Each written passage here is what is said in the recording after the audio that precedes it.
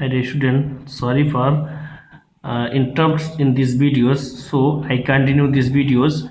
So dear students, in audience, third point is it consists of assessing the audience to make sure the information and provided to them is at the appropriate level. We discussed this, and the students, this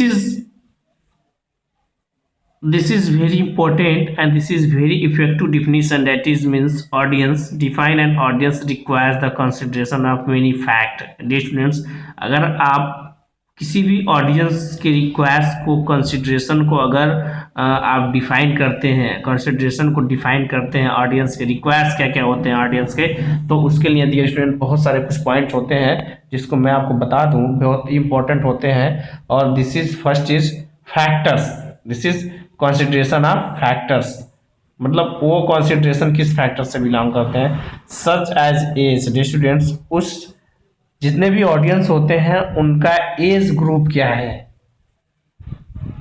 ठीक है dear students. अगर उनके age group के according आप कोई भी speech देते हैं तो आपका वो स्पीच उस ऑडियंस के लिए बहुत ही फ्रूटफुल होगा और वो ऑडियंस आपकी उस स्पीच को एक्सेप्ट करेगा।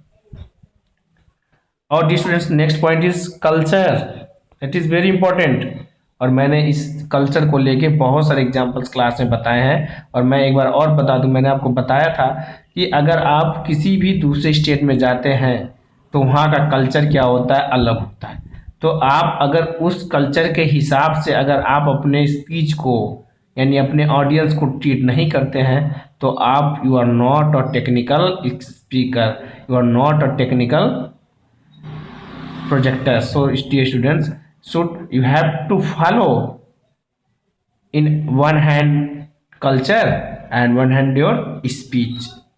Sorry dear students, you have to follow culture along with audience. अगर आप अपने कल्चर के हिसाब से उस ऑडियंस को उस कल्चर के हिसाब से अपनी स्पीच को बताते रहेंगे तो वो ऑडियंस अपने आप वो उसको गेन करता रहेगा। And third is knowledge of the subject. So dear students, ये भी बहुत इंपॉर्टेंट होता है कि आप जो भी ऑडियंस को ट्रीट करते हैं तो उस ऑडियंस के पास वो नॉलेज है या नहीं है, या उस ऑडियंस को पहले से उसके बारे में कोई जानकारी है कि नहीं है, ये मायने रखता है dear students. So dear students, I hope you can understand. I want to repeat once again, audience means audience analysis a task is often performed by technical writers in the early stage of a project. And next is audience analysis involves gathering and interpreting information about the recipients of oral, written or visual communication, and it consists of assessing the audience to make sure the information provided to them is at the appropriate level. So, and last definition is define an audience requires the consideration of many factors such as age, culture, and knowledge of the subject. So, dear students, I hope you can understand. And dear students, now next point is audience profile. Dear students, you know what is the meaning of profile. Profile की अगर हम बात करते हैं, profile का मतलब होता है कि वो प्रोफाइल जैसे आप बोलते हैं अपना प्रोफाइल बताओ, मीन्स आप अपने लाइफ के अपने रिलेटेड चीज़ों को बताते हैं कि आप ये हैं, आप यहाँ से बिलोंग करते हैं, तो उसके हिसाब से आपसे क्वेश्चंस को क्या किया जाता है, रेज किया जाता है। तो उसी के हिसाब से एक पॉइंट होता है students, that is very effectiveful means audience profile. यानी ऑडियंस प्रोफाइल क्या होता है। So the student, audience profile means we see here, audience profile is the process of defining exactly about the target audience. मतलब अगर आप audience profile के according आप अगर कोई भी चीज़ करते हैं तो उससे ये होता है कि आप उस ऑडियंस को सिर्फ टारगेट करना है। अगर ऑडियंस को सिर्फ आपको टारगेट करना है, आपने डियर स्टूडेंट्स आपने बहुत सारी पिक्चर्स मूवी देखे होंगे, तो आजकल का जो जनरेशन है उसके हिसाब से मूवी को बनाया जा रहा है। अगर आप थोड़ा 10 ईयर्स 20 ईयर्स पीछे बैक जाएंगे तो उस टाइम में जैसे ऑडियंस थे, जैसे ऑडियंस उस फिल्म को पसंद करते थे उसके हिसाब से चीज़ों को क्या होते थे किया जाता था। तो स्टूडेंट, अगर आप और पीछे जाते हैं तो आप देखेंगे पहले जो ड्रामा होते थे, गाँव में ड्रामा जाते थे तो उस हिसाब से उस टाइम में क्या होता है, ऐसे ऑडियंस चाहते थे तो उस हिसाब से चलता था। लेकिन अब के ऑडियंस उस हिसाब से नहीं चाहते हैं, तो वो ट्रेंड हमारे लिए क्या हो गया, खत्म हो गया। और उस हिसाब से ऐसे जो जो करंट टाइम के जो ऑडियंस है वो जैसा चाह रहे हैं उसके हिसाब से क्या चीजें हो रही हैं, क्रिएट किया जा रहा है, और उसी को हम बताते हैं ऑडियंस प्रोफाइल में। So once again, audience profile is the process of defining exactly about the target audience। तब ऑडियंस जो प्रोफाइल होता है वो एग्जैक्टली टारगेट करता है अपने ऑडियंस को।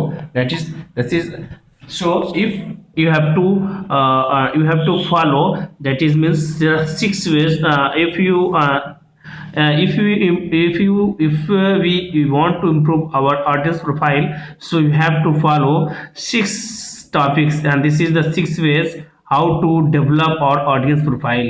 means स्टूडेंट्स, अगर हमारे पास बात किया जाए ऑडियंस प्रोफाइल को हम कैसे इंप्रूव कर सकते हैं, तो इसके लिए हमारे पास सिर्फ 6 पॉइंट्स को अगर हम फॉलो करते हैं, तो you have to improve our audience profile. First is identify the primary audience. So dear students, first number is identify the primary audience. Dear students, means ये है कि आप अपने प्राइमरी ऑडियंस, यानी प्राइमरी ऑडियंस का मतलब होता है कि आप जो भी पहले स्पीच बोलेंगे, यानी जो भी चीज़ों को आपको बनाना है, तो आप अपने प्राइमरी लेवल की चीज़ों, यानी प्राइमरी ऑडियंस को ध्यान में रखेंगे। प्राइमरी लेवल का मतलब फर्स्ट स्टेज वाले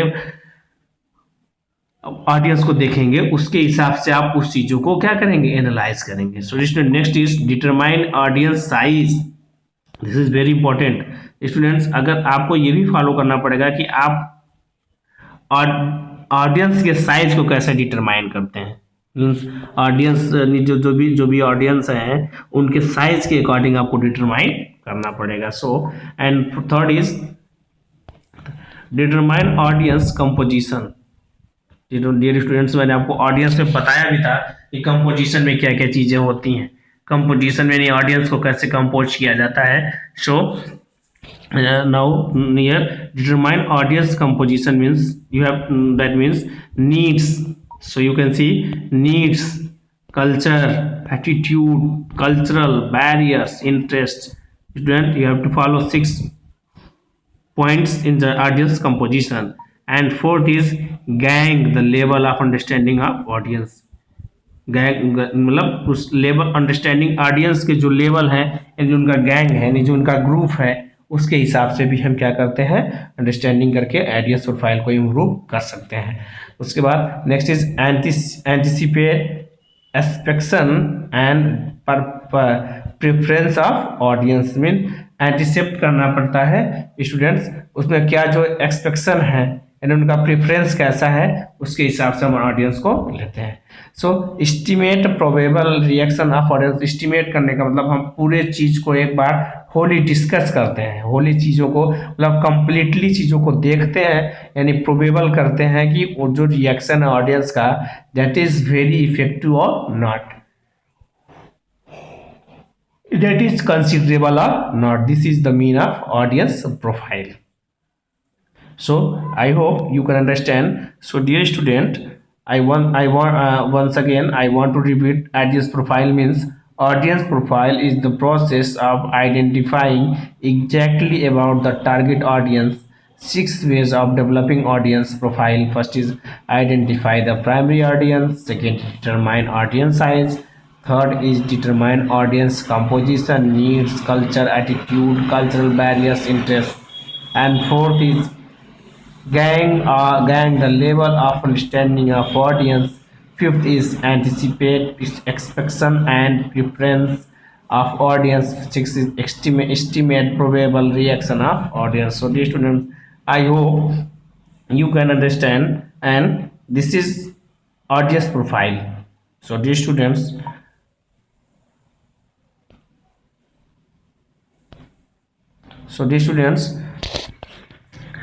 in this video we will discuss audience and audience profile and how we can improve our audience profile, that is this way। so with the help of this we can improve our audience profile। so dear students, thank you, have a nice day, good day, bye bye.